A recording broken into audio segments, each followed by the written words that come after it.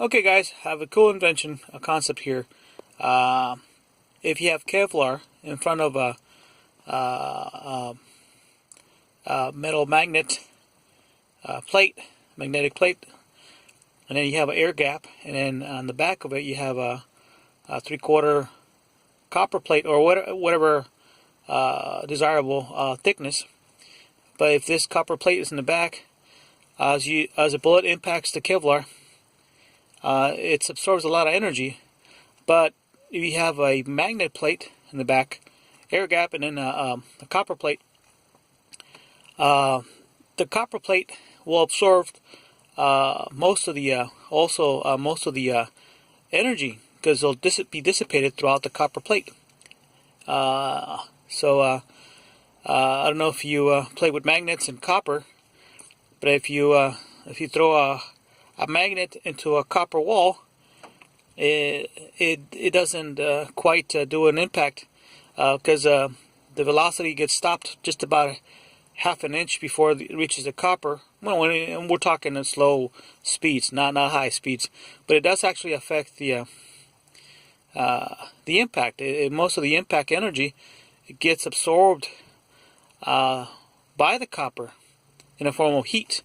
So if a bullet strikes Kevlar and then it pushes back the magnet plate right here toward the copper plate, then that air gap pushed in there, the energy from the bullet impact, some of it will be dissipated throughout the copper plate.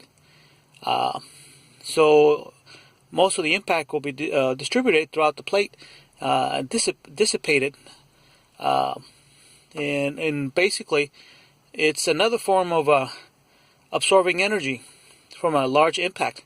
So honestly, I believe that this process will help absorb a lot of energy from a bullet. So it's only theory. I'm not saying it actually is going to work, but I believe there's a huge potential in using this concept technology to stop a bullet. So I'm just basically explaining how this thing works. I think it's awesome. I think it's a good possibility that they can actually work for protection, as far as vests and stuff like that, or armor, for armored vehicles. Anyway, just bringing it out there. Of course, more research is needed. This is just a concept I have, and it's a good chance it might work.